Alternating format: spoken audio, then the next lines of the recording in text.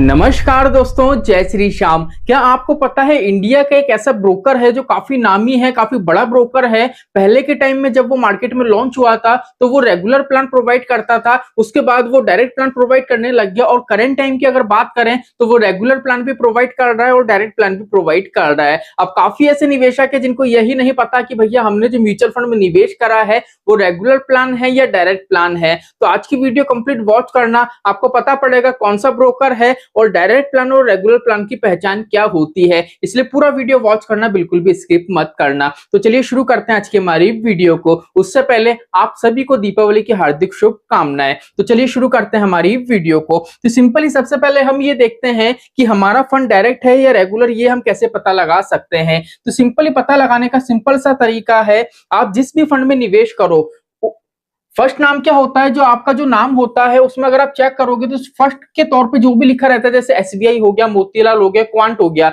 जो first number पे होता है वो होती है आपकी एएमसी। सेकंड नंबर पे जो लिखा रहता है, जैसे लिखा है small cap, mid cap, flexi cap, ये हो जाती है कैटेगरी।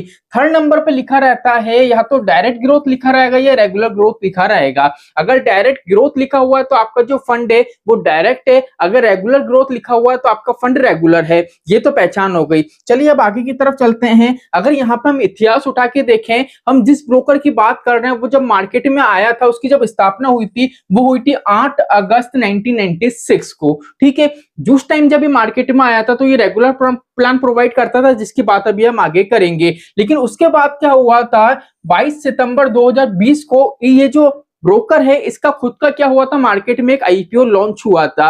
आईपीओ लॉन्च होने के एक साल बाद ही क्या हुआ था, इसका जो नाम है वो चेंज हो गया था। जैसे आपने देखा होगा काफी ऐसी एएमसी है, जैसे क्वांट की बात करें तो उसका पहले कुछ और नाम था, निप्पॉन की बात करें तो उसका पहले कुछ और नाम था। ऐसे ही अगर बात करें इस ब्रोकर की तो इसका नाम पहले कुछ और था। अब आप सोच रहे होगे कि सर कौन सा ब्रोकर है, ये भी बता दो।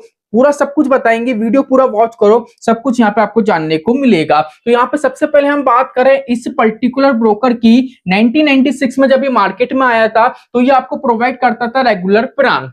ठीक है, क्योंकि उस टाइम क्या थे, कोई मोबाइल की एप्लीकेशन नहीं थी, टेक्नोलॉजी कुछ अच्छी खासी नहीं थी, तो वहां पे डायरेक्ट प्लान प्रोवाइड नहीं होते थे। उसके बाद अगर हम देखें 2011 में तो टेक्नोलॉजी इंडिया की थोड़ी बूस्ट हुई थी, तो यहां से क्या हुआ था, डायरेक्ट प्लान मार्केट में आना चालू हो गए थे। अगर अभी करंट टाइम की बात करें 2024 में, तो 2024 में इस पर्टिकुलर ब्रोकर ने क्या करा, दो तरीके के निवेश प्लान कर दिए। एक कर दिया इनने डायरेक्ट का, जो इनका कंटिन्यू चल ही रहा था, और दूसरा ये लेके आ गए रेगुलर का। अब पहली चीज तो इनने ऐसा क्यों करा है, ऐसा इनने इसलिए करा है क्योंकि काफी ऐसे निवेशक होते हैं जिनका ये कहना होता है कि सर मुझे डायरेक्ट निवेश नहीं करना है, मुझे तो रेगुलर करना है। तो यहाँ पे इनने क्या कर दिया, दो पार्ट में डिवाइड कर दिया। अगर मान लीजिए आपको निवेश करना है डायरेक्ट, तो सिंपली आपको उनकी एप्लीकेशन पे जाना है। एप्लीकेशन पे जाने के बाद आपको क्या करना है, खुद से निवेश करना है। अगर आप खुद से निवेश करते हो, एसआईपी करते हो, लमसम करते हो, तो आपका जितना भी इन्वेस्टमेंट होगा वो डायरेक्ट में जाएगा। लेकिन मान लीजिए आपके पास किसी एजेंट का कॉल आता है कि सर आप एसआईपी कराओगे, आप लमसम कराओगे, मान लीजिए रिश्तेदारी में कोई भी आपको बताता है,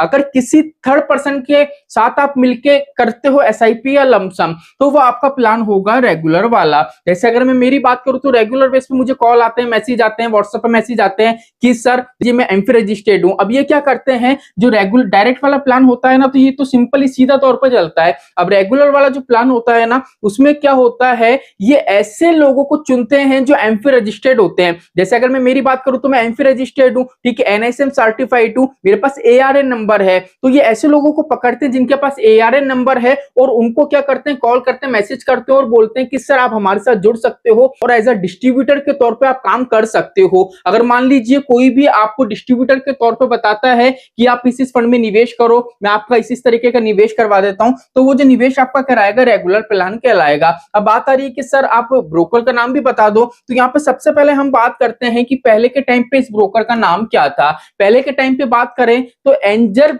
ब्रोकिंग लिमिटेड इसका नाम था, एंजल वन नहीं था, एंजल ब्रोकिंग था। अगर उसके बाद हम बात करें 2 अगस्त 2021 को क्या हुआ था, यहाँ पे नाम चेंज हो गया था, एंजल ब्रोकिंग की जगह हो गया था एंजल वन का, जो यहाँ पे आपको मेंशन हो रहा है। तो यहाँ पे जितनी भी अभी तक मैंने आपको दास्तान सुनाई है वो एंजल वन प्लेटफॉर्म की है। काफी निवेशकों को नहीं पता है, उनको तो बस ये है उनको काफी टाइम से पता है कि ये तो डायरेक्ट प्लान प्रोवाइड करता है, तो इजीली क्या करते हैं वो निवेश कर देते हैं या किसी भी के माध्यम से करवा लेते हैं। लेकिन क्या है, अगर आपको डायरेक्ट निवेश करना है तो आपको खुद को करना पड़ेगा। प्ले स्टोर से एप्लीकेशन डाउनलोड करो और इजीली वहां पर रजिस्ट्रेशन करो, केवाईसी करो और अपना एसआईपी लमसम स्टार्ट कर दो। लेकिन अगर आप किसी थर्ड पर्सन के से करवाते हो तो वो रहेगा डिस्ट्रीब्यूटर और वहां पे आपको जो प्लान प्रोवाइड होगा वो होगा रेगुलर प्लान। तो आई होप आज की वीडियो में कंसेप्ट आपका क्लियर हो गया होगा। तो चलिए आज के लिए इतना ही, मिलते हैं हमारी नेक्स्ट वीडियो में। जय श्री श्याम दोस्तों, जय श्री राधे।